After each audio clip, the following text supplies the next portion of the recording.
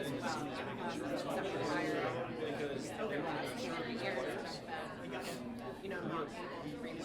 not relocate, needed to relocate. We're not willing to relocate. Yeah, there's some of them too. And I'm pretty sure that our countries require us. Good morning, everybody. I'm Doug Feast. I am the founder of IT Leaders Indianapolis 6 years ago. And we made that poster about a year ago because we had a belief based on the people that we knew in Louisville, some clients of ours, and people we had met at the Louisville IT Symposium, that there was a need for a leadership peer group for staff IT professionals here in the Louisville area. Many of you have been in this boat that we're going to talk about. This group is for staff IT directors and managers first, and also VPs and CIOs are welcome to attend as well, although they may have a lot more of the experience. They're certainly always welcome to attend. Most of us have been promoted from stellar individual contributors to some level of incompetence as a leader. You know that, right? I mean, it's very easy to get moved up the food chain and really not get any training whatsoever on how to be an effective leader. Management training, common, a lot more common certainly than leadership training. How do you fire somebody? How do you hire somebody? That's not what being a leader is. So that's what we started the IT Leaders Group back in Indianapolis 6 years ago, and that's why we're here today. Really, it's about leaders who are interested in providing quality assurance on their own leadership career. This event is very simple. It's a 2-hour event that is breakfast, networking, and 2 guest speakers so that you can hear about how others' journey might be valuable or interesting to you in your leadership career. We also have a program that's around mentorship in the indie market, and we'll talk about that in a second. We may stand that up here too. If you like this, you're going to have a way to tell us about whether you'd like it to go on here in Louisville. Breakfast, announcements, 2 speakers. We're going to record this event. You can see my videographer, Eric Fedge, in the back. Eric does the IT Leaders videos in Indianapolis. Those videos are available on Expedient's YouTube channel. I work for a company called Expedient, and if you look up youtube.com/Expedient, you can see prior IT Leaders Indianapolis events. If you like this event, I would encourage you to look through those to maybe get some additional leadership skills and hear other speakers talk. Dave, you've been to those events. Yeah. Like them? Yes, that's why I'm here. All right. Right, high quality, not a lot of vendor push, not any vendor push. Yeah. And exactly the same spot I'm at. I want leadership, right? I don't need technical knowledge. Appreciate that. We do not live stream these events on purpose. We feel like you need to be in the room if you want to get the benefits of networking appropriately, but we do record them, so if you can't make the meeting, you can go back and refer to this. Those videos are probably going to move to Expedient's website, but you'll still have free access to those. Take a couple of pictures, if you would, of the speakers while we're doing this. I'd appreciate it, and it's good for social media for us to get the word out to people who aren't necessarily here right now. You can text those pictures to me, or you can post them on your social media. Hashtag #ITLeadersLou is what we'll use for the hashtag for this event for now. And if you want to stay informed on what's going on, itleaders.org/Louisville is the best place to look. We also have a LinkedIn company page known as IT Leaders Louisville, and if you saw any of the LinkedIn posts, you'll know that that company page is what we refer to. So website or the IT Leaders Louisville company page are 2 best sources. In Indianapolis, we do a LinkedIn private group, and assuming we get critical mass here in Louisville for this event, the LinkedIn private group is a group for all of you to communicate with each other. So if you're a director or a manager or a CIO or a VP, this is a place where you could talk to each other about vendor selection. You can talk to each other about hiring practices or open positions. If that's of interest to you, Chris, I think we need to add that to the survey maybe, if the private group would be useful. And then remember, there is a network here that you can leverage if you're hiring somebody or if you're looking for your new next position. Our mentorship program in Indianapolis is very simple, and I think it could work very well here. We've got about a dozen CIOs in Indy who have been willing to participate in this mentorship program. The program is simple. There's a one-pager. You, as a mentee, write down your hallucination of a career path. You put your LinkedIn profile in order, get it up to date. Some of you may not have touched it since you set it up 6 or 7 years ago. And then you reach out via LinkedIn to one of the 12 CIOs who are involved in the program. You agree to date for 3 dates and meet each other and determine if there might be some sort of a match. If there is, you can continue on as you wish. If there's not, there's no obligation, and then you can move on to a different mentor or mentee. It's been a very effective program. I've had a number of good mentors in my life. I would highly encourage you to leverage mentorship. You probably have role models, whether you have mentors or not, that you've either managed towards or away from in your career. So it's a great program, and we could set something up similarly here in Louisville. This is your part of the meeting. I want to give you the opportunity to mention whether you have open opportunities in your organization or whether you might be looking for an opportunity. Anybody who is looking for their next opportunity in the room right now? Go ahead, Jared. Okay, you have an opening? Okay, we'll get to you in just a second. No, quite all right. Anybody who is looking for their next role? Great. Full employment. Let's write this down. Jared, you've got an open position? Yeah, anybody that is Breeze, AX 2012, I know it's kind of going away. AX 2012? We've had somebody like moved away from 2012, like, and don't have a position before, really good. They said the AS 400 was going away 20 years ago. I still got one of those. Yeah, not going away. It's like the F-16, right? Still defending the country. Okay. Anybody else? Anybody else have open positions? Dave?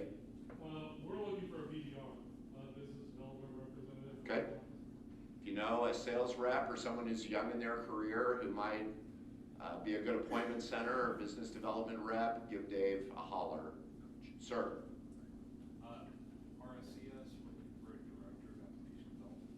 Director of App Dev. How many of you are in the application development side of IT? Infrastructure? Project management? Something else? Okay, great, thank you. Just curious. It's a nice mix. I love that. I think there's leadership skills needed in all of those categories, so glad that all of you are here. Anyone else with open positions in their organization? Yes?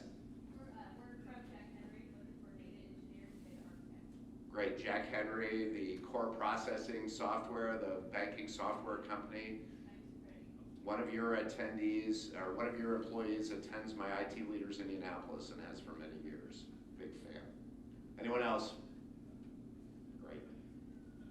A couple of other events that are going to happen before the end of the year. We have our last Indianapolis event. If you have the flexibility to come up to Indy from 8 to 10 a.m. on November 15th, I've got 2 incredible speakers. Glenn Keller, who is the top dogs, they call him IT director, but he holds the CIO position at Country Mart, the refinery and co-op, is going to be speaking on how effective your leadership is in all circumstances. He is actually using World War II Pacific Fleet leaders as his framework for discussing how difficult it is to be a great leader in all circumstances. The other speaker is Dimple Shah. She is the one of the most interesting agile coaches I've ever met in Indianapolis. Her husband, Nirav Shah, is the CIO of Republic Airways. Nirav calls her the CEO of his home and the best agile coach he knows, and he's right. She'll be talking about how diverse your organization is, and she is really something, both her balls of energy. So if you can make it, please do come. We like cross-promoting events. So if you've got an event or a group that you attend here in Indianapolis, here in Louisville, pardon me, we'd like to hear about it. Eric, do you mind starting off with talk?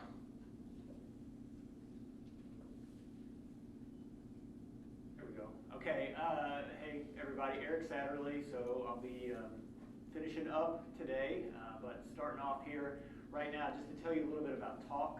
So it's the Technology Association of Louisville, Kentucky. You may have heard of it, you may not.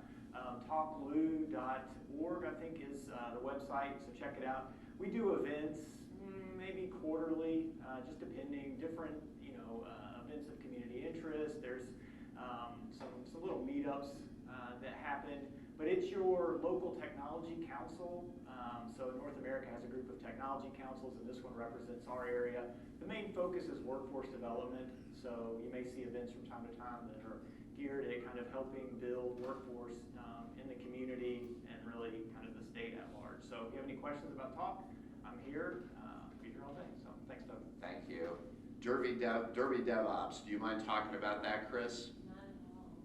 Derby DevOps is a local meetup group. There's about 700 of us. We like to eat pizza and drink beer and talk about all facets of DevOps, which it's always interesting because typically we have a technical speaker and we spend most of the time talking about the people side of it. So it ties in very nicely to our conversation today. Yeah, great, on leadership. Adele El-Maghrabi runs a group called, is it called the Louisville CIO Forum? Is there an official name for that group? Yeah, I think that's it. It's been a few months since we've done it, Yeah, that pandemic seemed to have affected most meetings. So that's a good event, and they do a dinner and a discussion. So if you're the top dog IT leader or aspiring to that, that may be a good group as well. Anyone else in the room who knows of other events or other networking groups that might be useful? Yes, please. So we're not, so Jack and Harry is actually hosting this, but we're sponsoring it. Yes. It's the Derby City Agile Open Space. Okay. On Thursday, October 20th. Goes from 9 a.m. to 4:30. You just search eventbrite.com for Derby City Agile Open Space. You find tickets there. And the fun thing about it is you bring a topic in the morning, you pitch it to the group, and if enough people want to go, you can go to your room, you talk about whatever it is. So it could be anything related to Agile or software development or anything. Fabulous, thank you. Anyone else? Please. Hi, my name's Maddie, but we actually support a group called Rocket Women locally. Love Rocket Women. Yeah, so we will have the annual event here in a couple of months. Everybody can buy tickets to that through Eventbrite as well.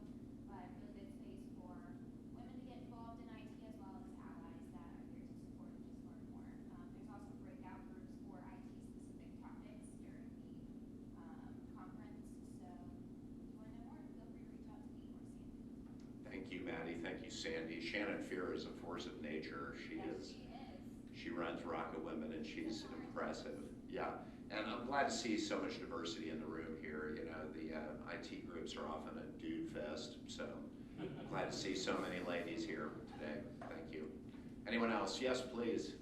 The company I work for, Verizon, we have a meeting called the Bloomberg Global Microsoft Users Group. Yes. So you may have heard of it, and we host that every month. If you head over to bloomberg.org, you can see what's upcoming, and I'll encourage you to come. And we promise you won't get sold to you, you'll just get a competitive. Lou Mug, yeah, thank you. Great. Anybody else? Fabulous. Love the input. If you like what you see today, I want you to respond to the survey that we send out to you post-event here. It's going to be a couple of days before we send that out. We'll send the survey out. We're also going to send out the presentations of the speakers and a link to the video, so you can share that with your friends. If you like what you see, tell us. We would love to do quarterly events down here next year, and spread the word internally, whether you share the video with them or not. Share the word internally and with your friends on the soccer field and at church and your other spheres of influence. Anyone who's an IT leader is welcome to this event. So a couple of points of gratitude. This event would have never happened if it wasn't for Centric Consulting and the local teams. Chris and Dion have been amazing at getting the word out here locally on the ground. I don't live in Louisville, I live near Indianapolis, so even though I'm down here at least once a month, it's very difficult because I don't have much of a network down here, so it's really important. Chris, do you mind talking a little bit about what Centric does? Good morning. My name is Chris Durham. I live in the Louisville Highlands. I have been part of Centric for 5 years, and it is awesome to see so many familiar faces, people that we work with every day. Centric is a business and IT consulting firm. I get the great pleasure of going to work every day with about 2,000 amazing experts behind me. But my whole job is to walk hand in hand with our customers, solving challenges, having really good laughs, figuring things out together. This group resonates so strongly with the culture of our organization because we are about building leaders and creating unmatched experiences for the people who work at Centric and for the clients that we work with. So it was just such a natural fit. Doug works with our team in Indy as well, and so when he reached out to us to try to pull this together here, we were 100% on board. So thank you for the opportunity. Couldn't have done it without you, Chris. Thank you. And finally, my company, IT Leaders wouldn't exist without Expedient. We started 20 years ago as a data center firm. These days, we're one of the nation's largest VMware clouds. We're 14 data centers in 10 cities. The reason I bring this up is we're actually looking for a corporate data center here in the Louisville area. Haven't found one yet, but what we're looking for is a company who has an operational data center, who is interested in maybe monetizing that. We don't want the client to move. We want them to be our anchor tenant, and we can refit that to our specifications and then grow and change that. There is a nice referral fee associated with that, and the company is actually probably going to save money in addition to getting a very large check for that data center. So if you know of anybody like that, please reach out to me. I love working at Expedient. 7 years, they've been letting me spend my time and their money bringing leadership training to the Indy market, and we do this in a number of other markets, including Pittsburgh and Columbus as well. So I give them a lot of credit for proving to different markets who they are versus what they do. So today's speakers, finally, we get to the speakers. We've got Brad Clark opening up for us on conversational intelligence, followed by Eric Satterly talking about fueling up for change. Gentlemen, thank you. I'm looking forward to hearing both your talks, and thank all of you for coming. I want to correct one thing that Chris said. She said she walks behind people. Let me be clear that everybody at Centric walks in her shadows. We just try to keep up with her. And that's not always easy, right, Dion? If you work with her, you know what that feels like. Most of the time it is trying to keep pace with her ridiculous pace, which I gave up on already.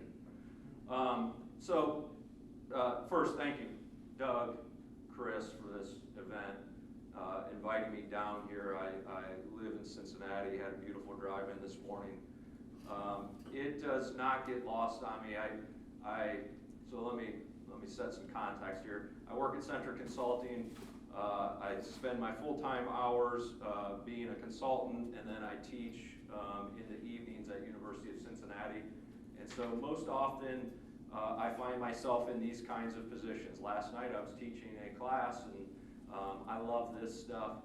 It never gets lost on me the impact that this has on students and or people who gave up 2 hours of their Tuesday morning. I had to think about that for a minute.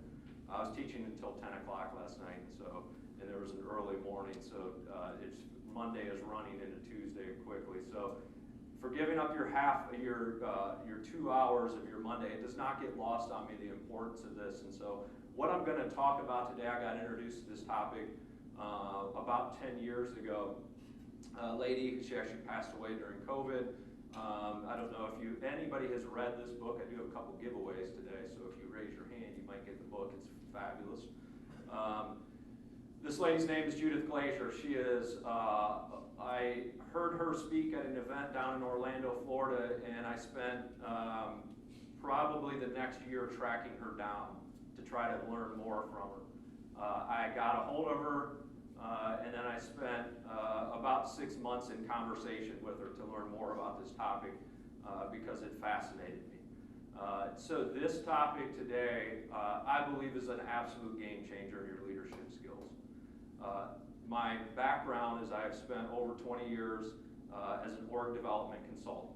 I know nothing about your space at all. For 9/10 of you in this room, I am the least technical person. If I can turn my computer on and I can get in my email, it's a victory for me. So I know nothing about your space. I am a one-trick pony in this world of multi-skilled, multifaceted people that are multi-everything. I am a one-trick pony, okay? This is all I know. This is all I do. I've spent all 20 years of my career trying to fix cultures. How successful do you think I have been trying to fix culture? When you go after culture, I sit in front of leaders and they say, we need culture change, right? Raise your hand if you would like a culture change in your organization. Okay, welcome to the club. I have spent 20 years trying to do it. And what had started to emerge in me 10 years ago was, why am I never successful changing the culture? It's because I was going after something very nebulous, right? The culture, if we could define it 100 different ways. It's kind of the air we breathe. It's the way we do things. It's our norms. It's nebulous. It's hard, right? And when you go after culture for culture's sake, good luck. I've been trying to do that for 20 years and haven't been wildly successful in doing it. What I found through the work of Judith Glazier was really when I shifted my focus to going after people, and more specifically, going after the conversations we have, we were actually successful in shifting cultures that way. And so that's why I spent a year trying to get a hold of her, because she was the person where when she spoke, what she said resonated with me, because I thought of all the experiences that I had thinking about, if I could do that work, it would be meaningful to the culture of the organization. And so when I say that this is a game changer for you, I say that because it was a game changer in the work that I do. And so I fully believe you invested 2 hours here today. I would love it if you would walk out of here and say, I'm going to experiment with one thing that he said. Okay? If you like this forum, I was the speaker. If you don't like it in your survey, Eric Satterly, ladies and gentlemen. So, yeah, absolutely. I didn't want to be the closer, so thank you, Doug. All right. I would be remiss if I didn't give her definition of this. She, and no joke, if you hear her speak in her TED Talks, or she has a great one that she did with the Gates Foundation. She's worked with every big organization. If you name them, she's probably worked with them. So she defines, or she states, to get to the next level of greatness depends on the quality of our culture. Do we all agree with that? Like, if you want to go to the great, your culture better be pretty great, right? So to get there, we gotta strengthen our culture, which depends on the quality of our relationships. Who would agree with that? I think I see a lot of hands and shaking heads. Good. Okay, so we're all in agreement there, which depends on the quality of our conversations. Now I'm going to flip the question here. How many of you thought of like that piece of it? You have to get down to that level of detail, meaning like cultures, if we stripped it all the way back, we would get it back to conversation. Has anybody ever thought that detailed about culture? I was in culture work and I never thought about that. I am 100% telling you, it is the only way I've ever impacted culture, and it's the one, I told you it's the only work I do. I'm not good at anything else in this world other than culture work. So, everything that happens through conversation. We're gonna spend, I think the next 20 minutes, I have a half hour, right? Yes. Okay, we're gonna spend the next 20 minutes just unpacking this. Please, if you have questions, ask them in the moment. I do not want to disrupt your train of thought with my words. I absolutely am a believer in words. I think worlds live inside of words, so I don't want to disrupt your good thoughts with my words, so please interject as we go, and I'll save 5 minutes at the end so that we can populate some questions. Cool? All right. What is this thing called conversational intelligence? I want you to focus on, because this is foundational. It's a grounding principle of what I'm going to talk about. Conversational intelligence is the hardwired and learnable ability. Okay? That, if you don't remember anything, remember that, please. Okay? It is a grounding principle to the rest of what we're going to talk about for the next 20 minutes. Okay? It means that you are sitting here investing this time and you can learn this skill. It's not innate to all of us. It's actually the reverse of that. If you think about, like, our human nature is, our very first human nature is to survive, which automatically means I'm selfish by nature. Okay, here's the good news. We share one thing in common in this room. We all look and feel and act differently. We share one thing, and that's that we're humans, which makes us what? This doesn't get a book, but this is a good answer if you can come up with it. Imperfect and messy. Was that you? Thank you. Perfect. Yes. We all share that. We all share that we're human, we're imperfect, and we're messy. Great starting point and great jumping off point for my talk, right? Really positive on a Tuesday morning. Now, the second part of this is hardwired, learnable ability to connect, navigate, and grow with others, which is a necessity in building healthier and more resilient organizations in the face of change.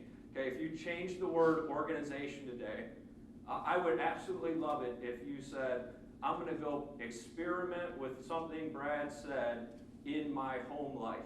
That would make me happier because I am a firm believer that if you're better at home, you'll be better at work. Okay, so if you do that, if you walk out of here, and I'm going to have a couple of challenges for you. So get ready. If you walk out of here and you email me something, I gave this talk almost 2 years ago. 4 people emailed me afterwards. I rode that high for about 6 months after that. And 2 of the 4 did something at home. Okay, not at work. I don't care about your work. I do care about your work. I care less about your work than I do about you being a good whatever life role you play. Okay? All right. I'm big in grounding. I'm an OD person. I'm an org development person. We ground everything. Here's a grounding principle.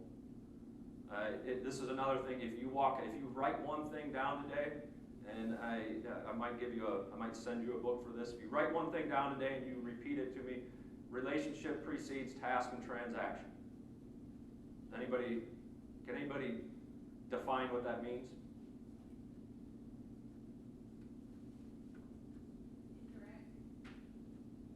Go ahead. Interactions over processes. Yeah. How would you have said it? Yeah, so basically, when you have a relationship, then people care about what you're asking them to do. Yeah, absolutely. And if you don't have a relationship, what does that mean? Yeah, they don't care. They're not invested in whatever. I usually don't care what comes out of your mouth then. Yeah. Go ahead. Trust drives outcomes. Let's hold on to that word. Let's hang on to it for a minute. Trust drives outcomes, yes. Hang on to trust, okay? All right, grounding principle. Why is it important though? Why is this conversational intelligence idea and concept important? I hope to make a very good case. So we are going to give away the first book if somebody can answer this question for me. Does anybody buy books off Amazon? Okay, good. So does the rest of the world. So if you buy a book off of Amazon, you know you can search and filter it by leadership and business management. That's a category you can search, okay? So there's Two of the most referenced words and titles of leadership and business management books are what? And I will give you one of them. It's leadership. But what's the other one? You get a book. Nope. Relationship? Nope. You got a book.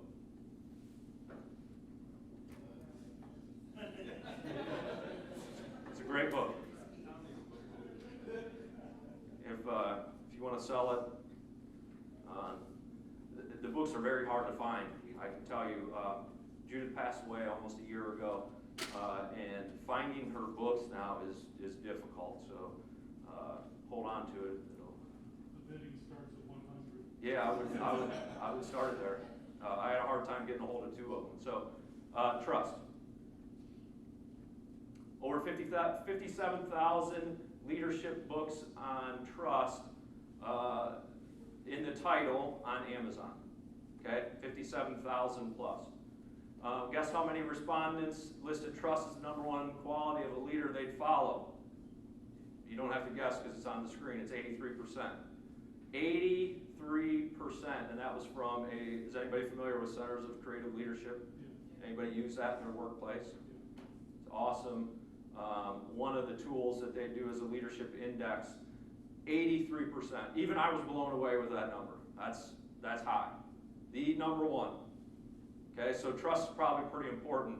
Where does trust start? If I said, and I do part of my career, part of my movement in life is to coach and teach others leadership because I did it so poorly that I learned a whole bunch from those poor examples of leadership.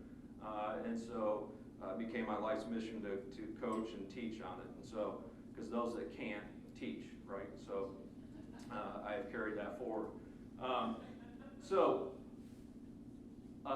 This is a resounding statement.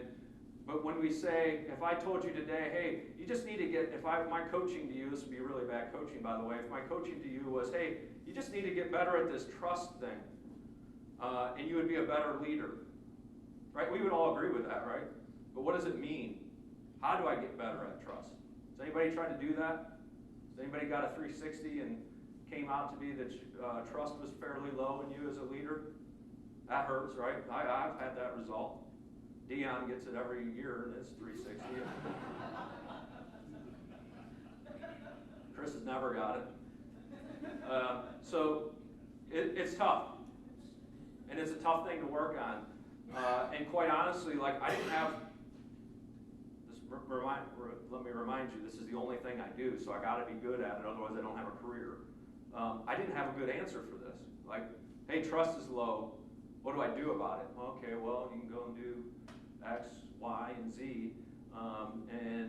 Until Judith introduced me to peel back the layers of the onion for me and said, in order to build trust, it has to start with conversation. Okay? And that is absolutely what pushed me down this path to start to seek out if leaders and organizations got more intelligent around conversations, how much better and how much further and how much faster could they go? Okay, and so I've been doing this work now for a little while, and I am telling you with resounding results, if you get better at conversations, magically your leadership skills get better overnight. Okay, you believe me? It's fine if you don't. Okay, so that's great. I have told you a whole bunch of stuff, but what do we actually do about it? And am I ever going to actually get there? And I promise you I will, just not quite yet. So we all have blind spots. That's the bad news. Everybody has them. If you don't know you have them, I hate to be the person to tell you you have them, but you do. We all do. And so there are some common conversational blind spots. These are not my common conversational blind spots. This is research that the We Institute did, which was started by Judith Glazier. And so these are the 5 conversational blind spots, and I want to bring them to your attention today because you will absolutely find yourself in at least one of these. I usually find myself playing in 4 or 5 of them, and so welcome to the club if you're with me. And You are a common participant in many of these blind spots. How many of us we usually only see our point of view? That's, well, I mean, if you're Chris, it's fine. I'm not, and so, but my lens is usually about like this wide, okay? Now, the good news is, if we go back to the definition, this is hardwired and learnable. So I can learn, that implies that I can learn to widen my lens, okay?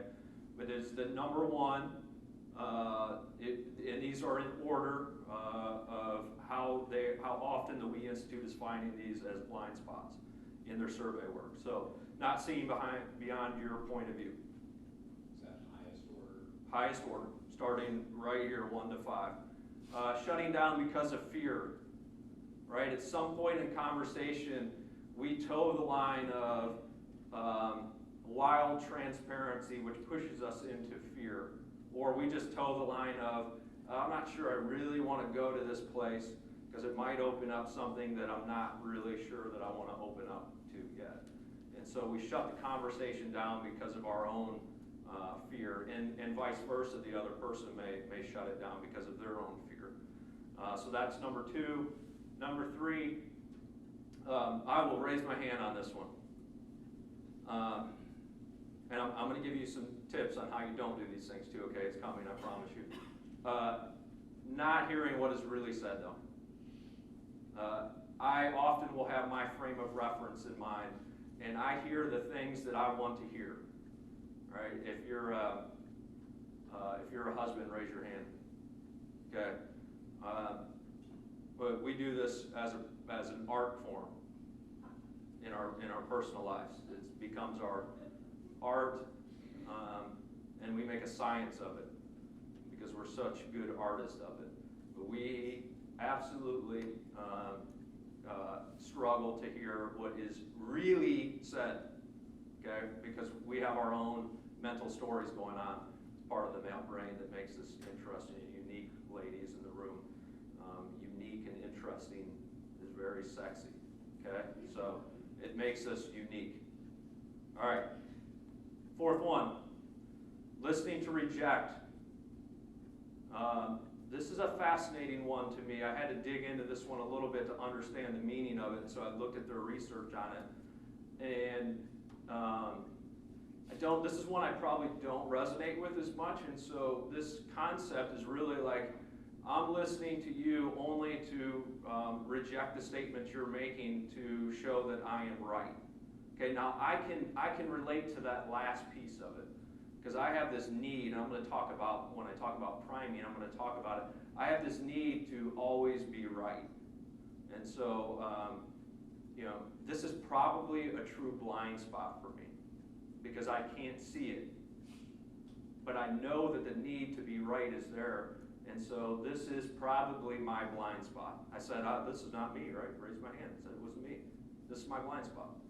Okay, listening to reject. All right, last one. Oh man, only if we got better at this. Only if we got better at this. Asking questions for which we already have your answer. Not the answer, but your answer. How many of us do this? I do it all the time because I'm afraid if I ask a question that I don't have the answer to, I'll either look dumb, which is a, if we peel Brad all the way back, that's a great fear, okay? Or the person won't respect me, or I'll lose trust, or 1,000 other reasons for which I only ask questions for which I have the answer to, which leads us where?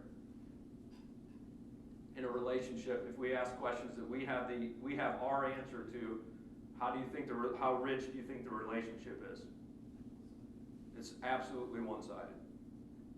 Okay, so this is where I want you to, if you walked out of here and you said, I'm going to do this better at home, you would have less one-sided relationships at home, and you would be better at work for that.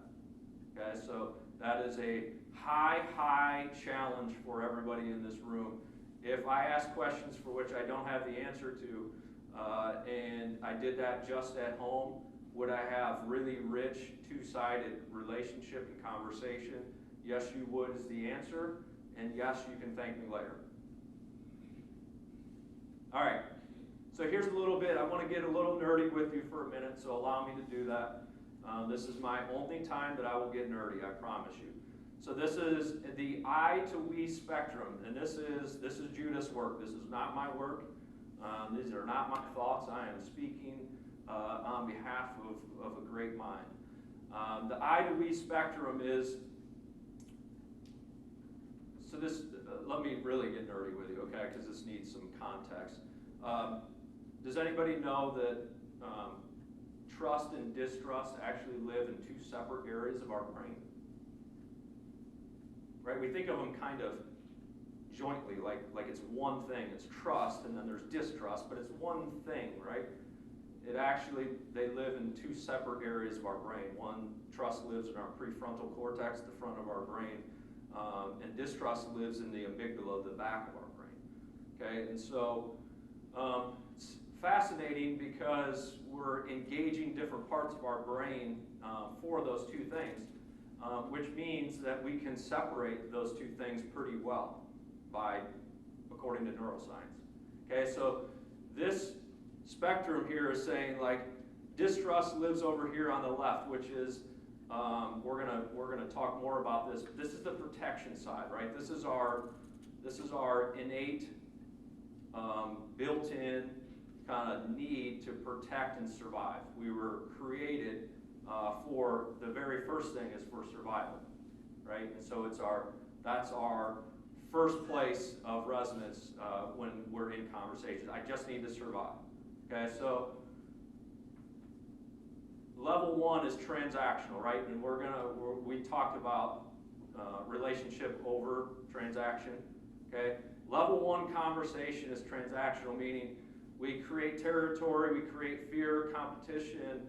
All that good stuff. The outcomes is we get resistors and skeptics.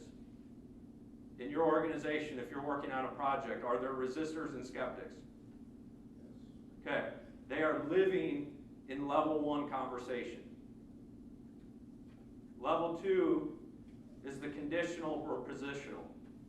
And level two is we advocate a position, idea, or concept. A lot of you are doing this throughout your day-to-day kind of work, right? We're advocating for some sort of idea. We need to go to X. In order to go to X, we need these, 5 principles. So we're advocating, but we're not quite yet over into this area, which is co-creation, high trust, which is truly transformational conversation. So in level 3, we share openly. We open up our inner thoughts, ideas, and concepts, and truly a wide open, safe space for conversation. Okay, so this I to we spectrum is important.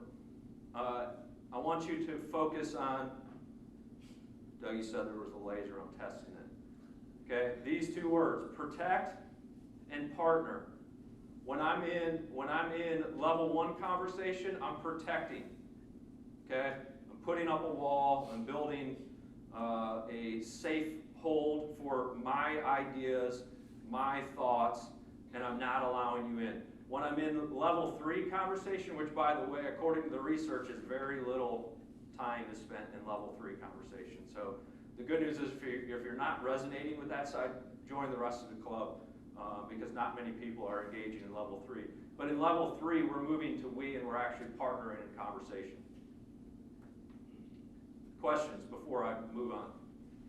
Not so much a question, just a thought. It seems like with Scrum teams, working with each other day in, day out, going through challenges, obstacles with each other, getting creative.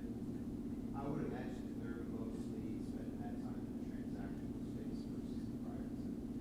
And versus the conversation that those Scrum team members have with people in leadership or outside of the team where they're probably going back to Scrum line. Yep.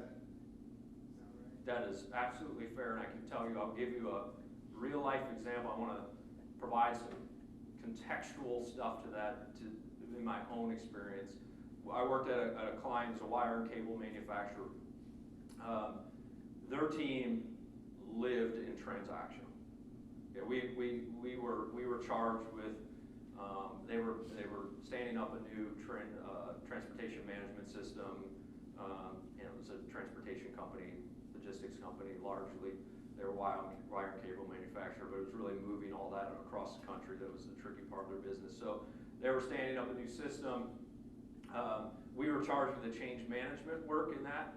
And we walked into the very first meeting, and I quickly realized if we didn't change that culture, we were not going to be successful, because they were living in the transaction and then wondering, they were 9 months behind.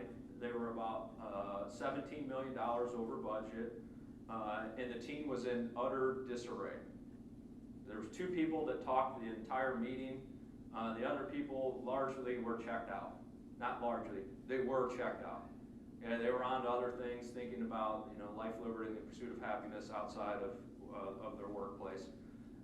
And so we quickly realized that the change management activities were going to be great, but if we didn't start to build some level of conditional trust in that team, and it was largely a team of Scrum Masters, and it were kind of what do you guys say? Is it Agile? The waterfall. And so they had project managers and Scrum Masters, and they all worked over top of each other, and the right hand never knew what the left hand was doing. Is that resonating with some people? The work we did was sheerly to build up, to push conversations from you have to move from transactional into relational, at least a little bit of your time. If there's not relationship here, these low levels of trust will absolutely continue to sink your project, and you guys will fail. The good news is they were able to do that, and I will say it started at the top. Relationship got better at the top, and then, not ironically, relationships underneath them got better. And it happened through conversation. You're absolutely spot on with, yes, it is. If you think about, if you logged like your day, we spend most of our day in transactional conversation. It's business, right? And so a lot of our day is spent in the transactional. And some people would say, when I introduce this into companies, they would say, well, it takes too much time. Building relationship takes time, and I don't have time to build relationship. We got transactions to take care of. We got business to do. And I would say, to go fast, you have to first go slow. And if you go slow, you will eventually go fast, and you will go much faster than you were before if you invested in the relationship first. Make sense? Fire away.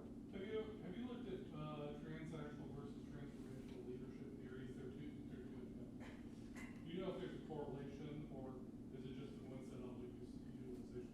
There's absolutely, if I had time, 3 minutes, so I definitely don't have time. Maybe the next, if you fill out that survey and it goes well, in the next one we'll talk about the correlation there, because there absolutely is a correlation and a tie between. Leadership theory correlates with level 2 positions. I can't think of. Say it again. Which leadership theory would correlate with level 2 positional conversations? No. Give me your name and I will send you some. Yeah, so I will send you some research on it. 2 minutes, Doug. Okay, I got to move. So how do we move? This is all great, but how do I actually move from transactional to transformational conversation? That's the tough part, right? How do I get from where I am to where I want to go? The I to we, I want to reiterate the importance of this. So moving from protection to partnership requires, and I'm going to give you my buzzword, intentionality. Okay? It requires you to be intentional. If this skill is learnable and it's hardwired, it means that if I apply some intentionality to it, I can get better at it. I am living proof of that. I was absolutely not, those that can't teach, right? I was not good at this.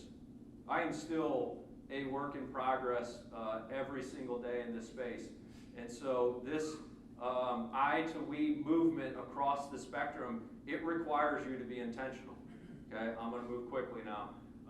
Priming, the idea of priming is a little bit of self-talk. And so when I go into conversation, if I know I'm going to go into a room where there's going to be heavy transactional conversation, and I know that the important thing to bubble out of there is actually relationship, I go in with my priming speech, which is, I have a need to be right. It's not important that I'm right, and I need to have a relationship with you. So I go in priming myself with that statement so that I can get off of my desire and need to always be right, and so that I actually open my ears up and listen, and we have two-way conversation, and hopefully it's transformational. Okay, so come up with a priming statement for yourself, and I promise you, you will see results. All right, last one. There is a ton of noise. I'm going to give away my second book. I just put it over here. Okay, I'm going to turn my back. Raise your hand if, I don't want you to hurt my feelings, so I got to turn my back. Raise your hand if during this talk you thought about what you were going to have for dinner. Raise your hand if during this talk you thought about your next meeting. Okay, raise your hand if you thought about something going on in your home life. Okay, who raised their hand for all three of those? Who raised their hand for two of them? You get a book. Okay. It is absolutely okay. At some point during this conversation, my brain went somewhere else and I had to come back to center. And I'm talking. Okay? It is absolutely okay. You will do this. And it, again, my buzzword, it requires intentionality. I had to come back to center. Okay? You will get engaged in conversation. You will have to come back to center in this. Okay? So there's a whole bunch of, and if I would have had more time, we would have went into this, but there's a whole bunch of things to get in our way. Just know that it's natural, it's okay, come back to center, and I do that through usually my priming statement. All right, last thing and I'm done. 2 exercises. You can come up with a priming statement, dedicate one day this week that you will recite that statement before each conversational opportunity. That's a low challenge one. That's easy. Low hanging fruit. Everybody in the room can do that one, and you will see results. Now, if you're a high challenge person, teach your team the 5 conversational blind spots. Give your team permission to bring the blind spots to your attention. Oh, that's risky. And then challenge the team to rinse and repeat, because if you want to make change, they have to do it too. Okay, so if you're after high challenge, that's the high challenge. Now, if you really are an overachiever and you want an even higher challenge, email me with the results of this exercise. Okay, my email information is right here along with that picture. Take a picture of that one, put it on social media. But my email is right here. If you want some high challenge, please email me with how you did and what were the results, and I will very much appreciate it. Thank you for being here. Thank you for showing up. Thank you for your investment in your leadership development. It will pay dividends for you.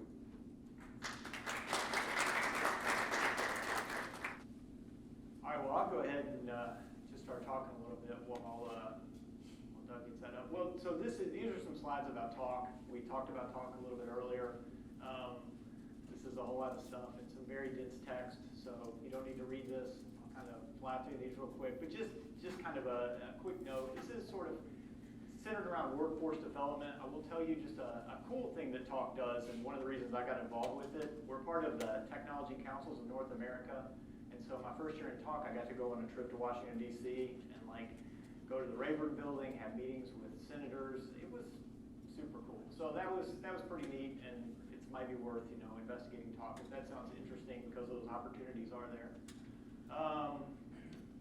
But again, talklou.com, that's where you want to go if you want to learn more about it.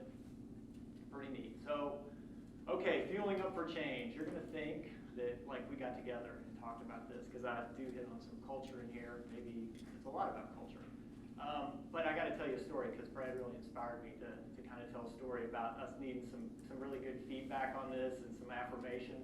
So about 2 years ago, 2.5, we had this TED Talk event that we do at Bellarmine. It's kind of neat. A lot of schools do it, so we got picked up. It's called TEDx. And I thought it'd be so awesome to do a TED Talk, right? That just looks cool. I want to do it. But So I put in a proposal for one, and they picked it up. So I got to do this TED Talk on bias and artificial intelligence, and I thought it was pretty cool. I mean, I might think that, probably a little biased.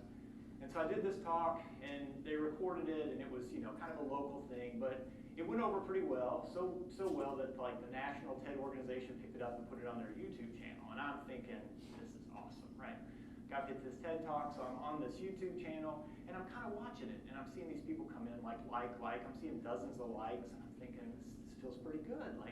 And then I look, there's a couple comments. This guy puts in a comment, what a hack. Like, this guy's terrible. And it was just like, what? There's like a bunch of likes, I don't know. It's been 2 years, and I'm still like, I'm carrying that baggage. So, and there was like another bit. So that, but I will tell you, so I got a little bit of recovery because a couple of months ago, I got to go give a talk at a university, a little bit smaller group, but we were talking about some specific, tactical things.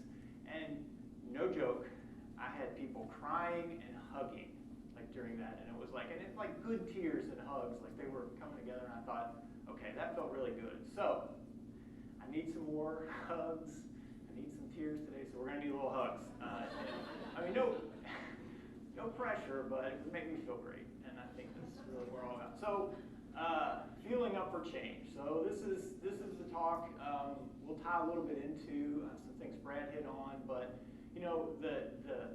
I guess the genesis thinking about this, we're talking about things as you're moving into leadership, or maybe some practical applications for leadership that help. And so I'm going to try to bring some of those, maybe some very very practical grounding. So this is me. If you want to grab my email, maybe on here at the end, or I'm sure you can find it in some of the materials. But just so you know, I'm the CIO at Bellarmine, so right down the street. So this is super handy. I've been there working on 11 years. Before that, I spent 13 years at a bank. So I kind of have this weird like higher ed and very high corporate background. And I can tell you it's very different. So higher ed is a very different diffused leadership structure and an interesting community, but it's given me some spectrum or perspective at both ends of the spectrum. So that's me. And just a little bit of table setting, because I think this is important and hopefully a little freeing for everybody in here. I mean, these are just stories from things I've seen on my journey, so I'm sharing them. Pick and choose. If you think this works, it might work. Maybe it works for you. Maybe it doesn't. And it's just one model, right? There's a lot of ways to accomplish things. And I learn new things every day. I mean, I've learned things. I'm sitting here, and you were talking about, what are you thinking about? And I'm thinking about, I want to go change that slide based on something you said. And I'm like, how do I get to it? But so I learned things just today I would maybe do different. So know that. And another thing that I just love to kind of share anytime I do a talk, because I think this is so freeing and so true. I mean, everybody in here is smart, right? You're not here if you're not smart. We're in technology. We've got a lot of smart people in this room, and I think sometimes we all get very intimidated because we just think, I don't know all the things. I crave knowing all the things. I need to get into the details. I need to understand it. You talk about those conversations where you come into and it's like you want to know the answer before you ask because you don't want to look dumb. I feel that, right? And I feel like everybody in here probably knows way more than me. But the truth is, like, we all know things, and we overlap in some areas, and some places we're way deeper. I mean, we're all probably experts in areas that not everybody in this room is. And these places we overlap in our Venn diagram. These are our touch points, right? These are the places that we touch, we connect. And in reality, this is how we really kind of form our opinions about people and kind of understand, maybe judge and figure out how competent people are in different areas. I think it's important to recognize that, but also important to free ourselves into knowing, like, we don't know it all. Let's build those communities. Let's rely on each other, right? So I think it ties in nicely. So a couple of table setting things. But let's talk about this. The main point I want to make is feeling up for change, right? If you want to make change in an organization, like, how do you do that? What are some practical ways? How do you begin to build what I would call the change capital? That you can begin to have things that you're going to have to spend as you move through that change. So how do you build up that bank to begin to spend from? And so I think you start with what's your why. So many times you may see situations where we're going to make a change, and we're making a change for the sake of change. We don't really know why we're doing it. There's this new thing, whatever it is, it's shiny, it's new, it's going to be cool, so let's do it. But what's your why? Why are you doing it? If you don't know why you're doing it, if you can't articulate why you're doing it, if you can't make that just a recurring theme that you bring back in, not going to work. And even if it does work, why did you do it? What was the benefit, right? So really understanding what that why is. Why are you doing this? What's the goal? Define the goal. Make sure that that goal is communicated, that people understand it. That's critical, and it's simple, right? And then realize this, right? Like, everybody wants change. Change is cool, right? It's the buzzword. We got to do change. Everybody wants change, but in reality, nobody wants to change. And then maybe they expect that you'll be that change, right? Like, you'll change. Okay, we're going to change, but that's you. That's your change. That's your area. That's your department. Whatever it is. But it's not me, because I think change is great, but I don't want to change. So I think recognizing that, understanding that is important, and especially when we think about it in terms of we're the IT professionals, right? Because I think, and you can agree or disagree, but generally, I don't think anybody really knows what we do anyway, right? In an IT organization, it's a lot of magic. That's my thing. It's just magic. And so, we could talk about how the world has changed in the past 20 years, especially, but in reality, like, you've got the business and you want to make change, you want to impact change, and you're the central part. Probably as the IT organization, like, you see all the pieces of it, right? You understand, you know that this department is underutilizing these tools or whatever, but you can't get that point out, right? It just burns in you, but it's a hard point to express. And from the top end looking down, it's like, what does IT do? They're just noisy, they're just in the way, they just say no, they're just such a problem. But we're strapped with all of these challenges. Like, we have to maintain the business. We have to run the business. We have to maintain the steady state. There's all these things that have to happen. Like, you get it, you feel it, and you've got to do that. And that takes a number of your resources, your effort. And then if you want to grow that, you want to expand the capabilities that you have built on, say, platforms that you have today, well, that takes effort, right? That doesn't just happen. You don't just wish that into existence. So you've got to dedicate some intentionality, resources, effort to making that happen. And then if you want to transform something, you want to innovate, you want to make that massive change, well, that's big, right? But you got to still run the business. You can't sleep on it. You can't give it up. So it's a huge challenge. You get stretched. And as more and more things become maybe easier to achieve through the cloud, from the business point of view, these things that you're doing kind of get diminished value from maybe executive leadership. And so, like I said, magic, I tend to think, I love this, the third adage of Clark's Law, any sufficiently advanced technology is indistinguishable from magic. And I do think that to many people what IT does is magic, right? So that, sort of allowed me to craft Satterly's Law. And my first adage is just enjoy the magic, right? Sometimes we can, but it is, like, just enjoy it. So, but this getting real is what I would say the crisis is. So this is some great research done by Gartner several years ago, and it talks about the quiet IT crisis. And if you haven't seen this, I think it's really powerful, and it really puts to an image, I think, the challenge, the struggle that we all feel, which is, we're trying to operate things, we're trying to operate the technology stack, the platform, we're trying to deliver these services, and you do that, you've got to worry about security, backups, all of this stuff, and you've got this performance path that you're running. You're probably not getting to add more and more resources into that stack, but we've got all these demands that are brought on us from the world, from the consumers, right? And some of those are brought from a business point of view, and some of them are brought because people are at home using their stuff and like, this tech is amazing, it's cool, like, why can't we have that? This is so easy.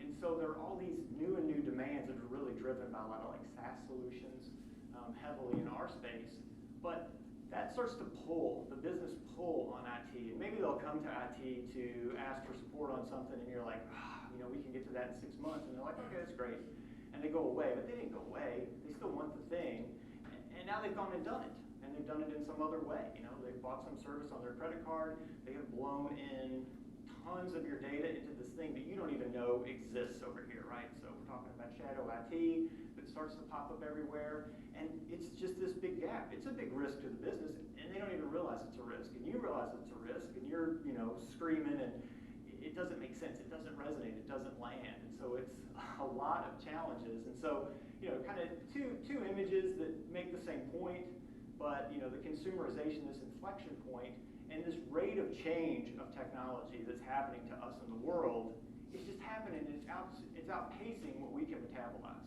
how fast we can internalize that, we can turn it into business process that we can operate. So they're big challenges.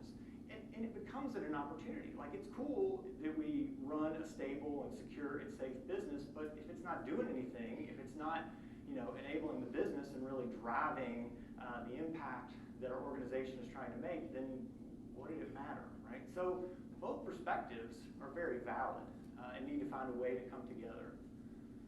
So I said all that up to say, we have challenges, but change can happen, right? I'm not at all saying like this is just bad, we're doomed, and it's tough, and we can't change. And change can happen, and it does happen, right? We can plan for a future change. We can say we want to make this change. Let's do it. Let's build a program. Let's build out this project. Let's prep this change. Or change can just happen, right? I mean, who knows, right? An earthquake could hit right now. Change will happen in an instant, and then we're going to react to it. Now, that's obviously very dramatic, but those changes can happen in our business, in our personal lives, whatever. And so you'll be reacting to the change, or if we're fortunate enough to have the chance to be proactive about how we approach a change. But it does happen. So I think in any big change initiative that you have the chance to plan for, your first step is to really change the culture or build the culture. So kind of to the point. But if we want to change the culture, I think it's important to remember that there are barriers to this success. And here are some of the common things that happen when we're trying to sort of push for or drive a change. People have a tendency to suffer in advance. So it's like, oh, this is going to be terrible. I don't want to do this. Oh, here we go again. Whatever it is, like they're just suffering. And my grandmother used to say, she would tell me I'd be worried about something. She's like, Eric, don't buy problems you don't have, right? And I think it's so true. That's our tendency. And then we also have this attitude, by and large, that if you failed at something, you're going to fail again. Like, oh, we tried that before. And let me tell you, university, I don't know about how it goes at your place, but that is all over the place. Like, oh, we tried that 3 years ago, never going to happen. Well, a lot changes in 3 years, right? People, technology, the world. And then there's this idea that no one can ever be unhappy. So we can't change. Well, that's going to disrupt, Sam's thing that he does over there. And that's going to be tough, so we can't do it. And then there are the emotions, right? So lots of emotions would change, and I like this a lot. This image really shows like the emotional cycle of change. And I think sometimes if you've done it right and you've built like we're going to do this thing and it's exciting and you've built this enthusiasm, you can kind of whip the crowd up and get everybody excited that we're going to do this change. And so maybe you can get this euphoria or optimism of this initiative that you're going to do. And everybody, maybe you'll have that big kickoff meeting. Everybody comes. We're singing and dancing, doing the hugging, and everybody's very optimistic. But it's really uninformed. They really don't know what's going to happen. It's just change. It's going to be great, right? We're going to do this thing. It's going to be over in a day. It'll be fantastic. So they're very uninformed, but at least they're optimistic, right? And then you get into it. You start to go, the weeks turn into months, and people become very informed about the change, the process, what you're going through. But generally a lot of pessimism comes in at that point because they're pretty down. Oh my gosh. And as you roll through that, you go into the valley of despair. Sometimes we call it the trough of disillusionment. And that's when people start to queue up like Bruce Springsteen and the glory days kick in. And like, oh, you remember that old system we had? That was amazing. We never had this happen with that. That was so great. And people start to kind of find their voice in that and just remember yesteryear of, oh, I know we had to take it down every Friday for maintenance, but it was great. Those were great Fridays. We just hugged a lot. And but maybe then you start to get the wins, right? And so you turn the corner. And so people get a little optimistic now. Well, maybe this is better.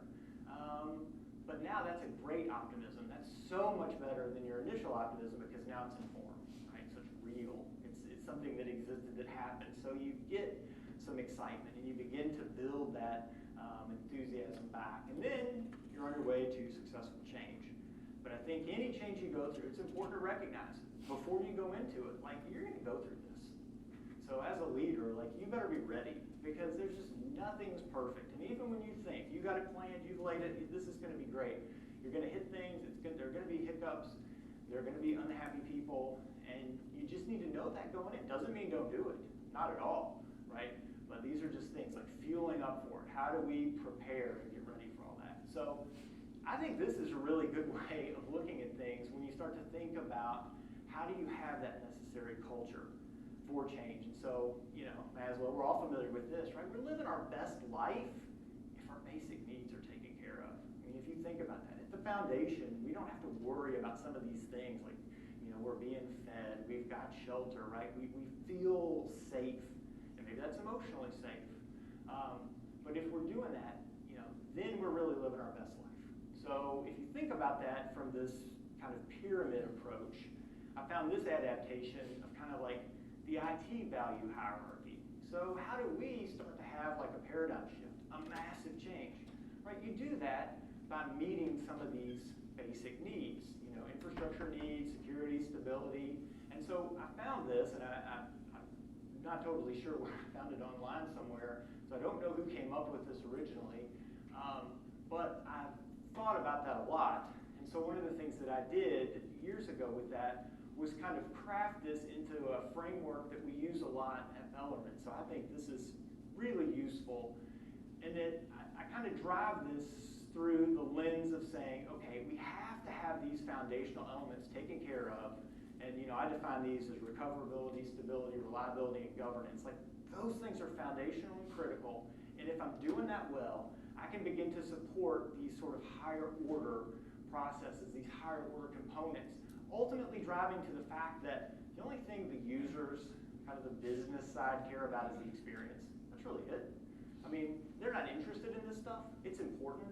That's magic, right? We just got magic going on in here. I don't care. What's the experience? If it's a terrible experience, if they're not going to be engaged with it and invested in it, it's not going to go well. So it's important that the business side understand and use this as kind of a communication sort of, you know, I guess icon that we can use to talk to, where I'm able to help them see, you're interested in this, but to give you a great experience, I gotta have these things. So we've got to think about that. We've got to build for that. And then on the IT side, or, you know, kind of the technology side, we can come back and say, okay, we're driving for this experience, but we have to do it from building a solid and excellent foundation. And actually, like a lot of the projects we do, we kind of build off of a heat map with this to help people see sort of where the effort is being spent. So and that ebbs and flows at different times. But I think these are really useful tools, and I'll tell you maybe a couple stories about a former president that we had at Bellarmine. And one time I showed this in a leadership meeting, and he started to, you know, debate with me over the order of some of these things. And I thought, okay, like now we're getting it. Like he's as invested in this to begin to say, I think we ought to flip recoverability and security. And I don't really care, right? But this foundational level is what we see as important. And I'm not trying to say, you know, 1 through 4, but just the idea that we're so invested that you recognize that those are important. You maybe think one's more important than the other. I think we're really getting into the culture starting to change. You're recognizing that it's not just that easy to have this great experience. So I think this is useful to, and like I said, engage your community, communicate with this. I got this poster everywhere through our IT organization, slap it up on walls. I mean, that stuff's cheap, but it just helps people kind of, you have these visual reminders. If you're walking through there, you see these things, these icons, and then evangelize this, right? Just go out, talk about it any chance I get. I love doing it. So we would have town halls. I'd throw this up. I'd talk about this. A lot of times I call this the iceberg. And you know, you see the experience that's the top part of the iceberg sitting out, but there's a lot of things that are underneath the iceberg. And so I throw this up to say, and so then there's times you know when it sinks in. Like I said, my president was interested in the order of those things. So another story.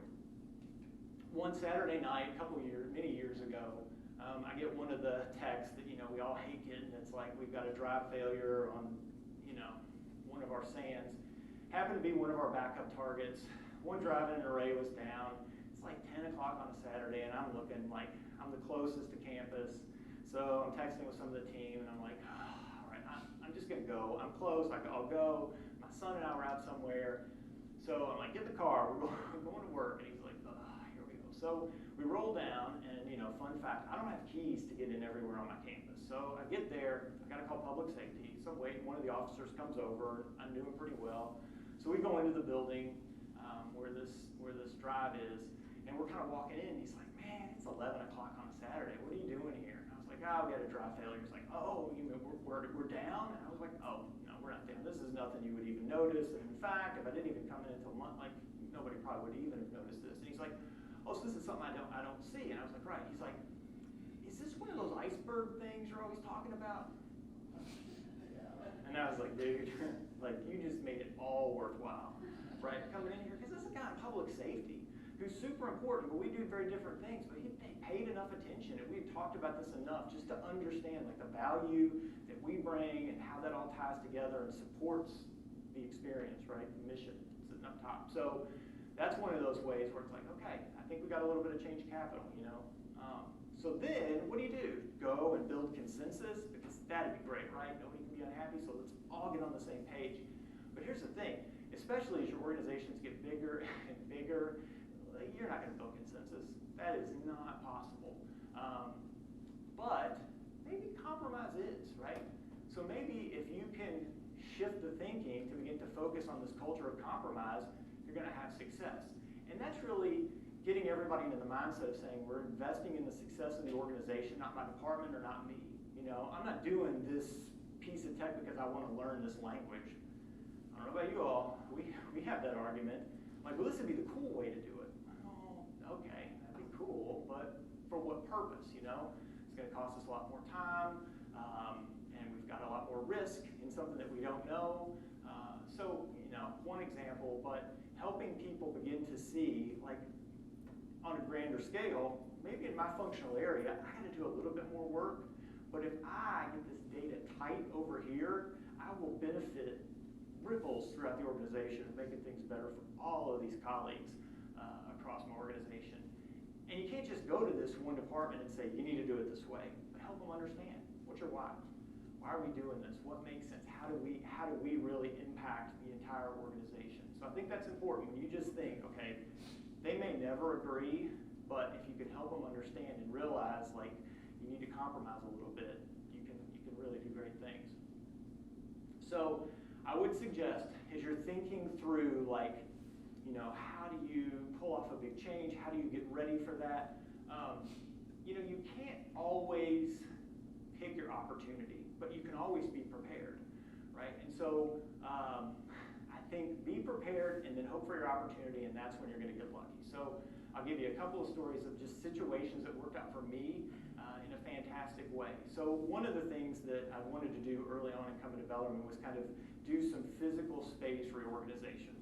And so I had like a map built of what it is that I wanted to do. And every time I knew I was going to be around my president, I always had that on paper in my pocket, right? Because I just didn't know if maybe the opportunity would present itself to talk about it, and if it did, I wanted to be ready.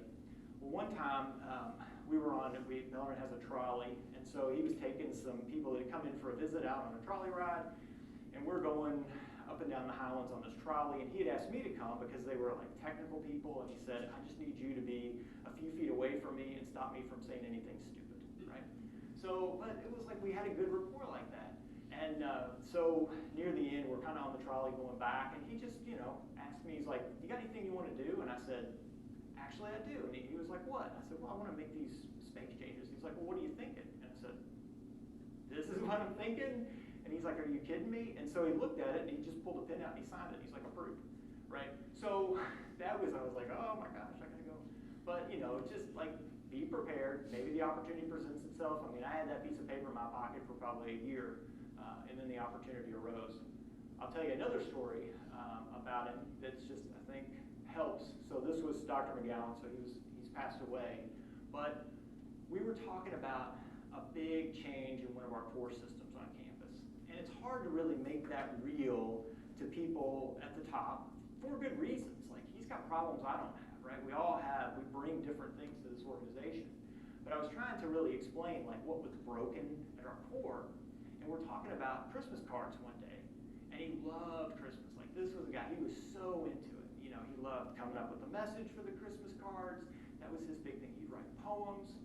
so excited about it. But he hated Christmas because he would send these Christmas cards out and they would always come back, you know, wrong address, I told you last year I moved, blah, blah, whatever. It'd be a train wreck in sending this stuff out. And he's like, Eric, why is this a train wreck every year? And I was like, because we've got our address data at 12 places, you know, and we're not managing this. And he's like, well, that makes sense, right? And so, I mean, it sounds silly and simple, but like things like that where on the business side, oh my gosh, like it's the light bulb. I didn't need to talk about, oh, we've got, you know, sloppy data. I needed to talk about why Christmas cards didn't work, right? And you want to make a change, like maybe get out of some of the weeds on that and help people understand like how it has the impact.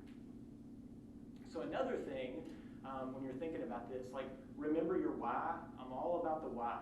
And so when we did this change, one of the things that, well, we named it. I'm a big fan of naming things so that people can kind of quickly map that back to what it is that you're doing. So we were deciding if we wanted to replace this core system. And so our project, and this was years ago, back when this was way cooler, but it was embrace or replace. And then when we decided that we would replace, we just made it our replace. So embrace our replace, key is you, right? All that fun stuff. But we had this huge poster made. And so kind of organically in one meeting, we were talking about it, and it was one of the big kickoff meetings where we've got a lot of optimism, but it's very uninformed, and I just wanted to push that up a little higher, and we like randomly had an altar call. Where it's like, come on down, let's sign it, you know, and so, and I mean, it's like everybody on our campus signed it. So like the big signature in the middle actually is our women's basketball coach.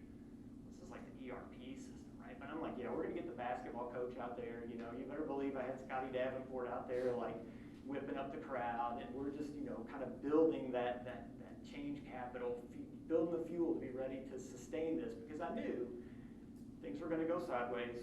We'd hit hiccups. It was going to be down. Why are we doing this? Bruce Springsteen's playing. You know, it's just all this. So your goal in managing any of these changes, right, is to realize you're going to have a period of disruption. You're in some current state of productivity and performance. You're making a change, presumably, because you want to get to a better desired state. This is our goal, right? We want to improve things. But to do it, you're going to go through some period of disruption. There's just no doubt about it. So if you do it well, you know, hopefully you can hit this green line. You're going to disrupt some things. There's going to be an opportunity cost. Of course there is. You're making a change. You're coming off of a stable performance path. Everybody might think, mistakenly, that it's going to be the, you know, red line. Like, it's just going to be better tomorrow. It's going to get incrementally better every day, and it's going to be fantastic. But if you don't do it right, you can hit this blue line where it's just terrible. And probably somewhere down at the bottom, you know, that's where I'm coming to this event next time and saying, yep, looking for Johnny. Need somebody that can really rock one of these bottom out blue lines. I got it, you know. So knowing that going in and not kind of fooling yourself that this is going to be great, but just preparing, getting yourself stocked, fueled up for the things that could go sideways is important. And then I'll give you a couple of things that I think are just useful takeaways. And so I don't know if you look at strategic planning and you think about change through this lens, but I love this one because technology is really hard to predict what's going to happen. And so I like this 3-horizon strategic model where we're operating, you know, if we think about run, grow, transform, kind of turning it into these horizons. We're living in Horizon 1. Horizon 1 where we are, and as a leader, I've got to put some of my resources in each of these, and I got to figure out what that is, right? But to figure out where I'm putting those resources, I really need to know like what I need in each horizon, what the expectation of that horizon is. So we're operating in Horizon 1. Most of our resources are in that run state. I want to get to Horizon 3. This is my desired future state. But to do that, I'm going to move through Horizon 2, right? So I have to be kind of putting fuel. I have to be driving each of these horizons and then recognizing that that's what time looks like for me. So, I mean, I know that's kind of very like ethereal, but I think it's a useful framework to look at. And another, I think, really cool thing that like take this away, like how to be an expert, thinking about change. I mean, it's a little crass, but I absolutely love this. Like, you want to be great at this change and sustaining this change, put your mindset into how do I kick ass? Like, I want to be an expert. And so anytime you start doing something, you start trying this, maybe this is change, or maybe we're talking about leadership, like you're like, okay, I just suck at this, I give up. You're in that dropout zone. Like, it doesn't happen. You're very frustrated, it didn't go great, you didn't keep pushing, and you drop out, right? Or the amateur approach. Maybe you just grind on this enough to where it's kind of working, but you don't kind of keep refining, going back, pushing, trying to grow that, and then you get to that amateur level. But I would encourage you in any of these endeavors, if it's change or leadership development, things like that, like, just say, hey, I did it, it's pretty good, I can do better, right? And keep that mindset of, you could call it continuous improvement, but I say just focus on being an expert. If that's your goal, keep driving towards that and tell yourself there's a better way. Keep pushing, keep pushing, keep pushing. So this has been a really useful thing, and I use this a lot to kind of challenge our teams on different things that we're doing. I was like, in all of these endeavors, let's be an expert. And for us, at a university, one of the ways that I feel like we know that we're being an expert is when other schools come and ask us how we do this, right? So if we throw that out as like a cultural totem for us to say, we want to be the school that people come to ask questions. Because if we're doing that, I think we're doing great. So I gave you 5 takeaways from this, and I think this ties a little bit back with Brad too. Change is possible even if you failed before, and you probably will fail. That's just, it's going to happen. I fail all the time. For change to be sustained, it's got to be a part of the culture. So talking a little bit about culture, we were talking about culture earlier. Like, you can have this great strategy document and throw it down, but if it's not in the culture, if you don't, if you do this thing and then you don't build the mechanisms or have the fuel there to sustain the change, you'll backslide. It's not gonna last. We didn't talk a bunch about this, but empower all the levels of your organization to make these changes sustained and really understand what you should change. I don't know if you're familiar with Michael Lewis, but he's got a concept called 6 levels down, or the L6s. And when you look at any organization, if you think of like your board as L1, every step down you go, when you get to the L6 layer, those are the people that know how the business works and how it runs. If you're not down there understanding from the L6 what it is that they do and how things work, you're missing it, right? That's where you need to focus.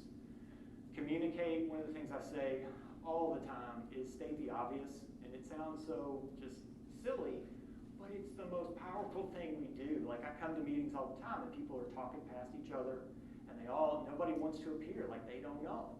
So I'm like, stop, what are we doing? What's our why? State the obvious, say what you're intending, what do you hope this outcome's gonna be, and get it all on the table. It is transformational, and it's so simple. And then provide equity and not equality. And by that, what I'm saying is when you're looking at functional areas and you need to maybe do this change, you might have an area that is so rich with talent and they've got this.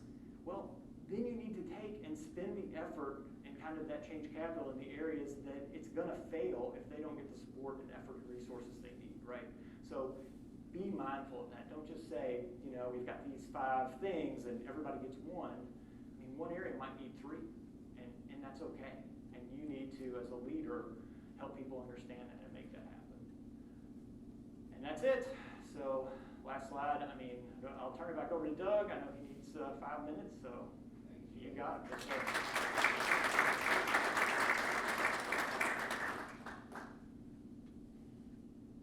Do you like what you see?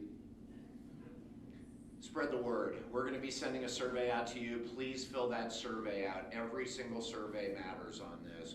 We'll be sending it to all registrants as well, so even though they didn't attend, if you know any of the folks who were able to register but not attend, please encourage them to build the survey. Spread the word about this event. If you've got a leader who would value free leadership training, please let them know about this event. If you need help, please allow me or the Centric team to help you tell this story to your leadership team, or maybe share it in a leadership meeting with your group. If you know speakers who would be appropriate, who are anywhere close to being as good as Brad or Eric, please let me know. We're going to need speakers for the coming year if you want to go forward with this. And we're thinking quarterly for 2023 if this is valuable to you and your teams. Thank you so much for helping us make our hallucination a reality on this poster. I wish you the best today, and if you have any questions, we'll be here for a few minutes. Thank you.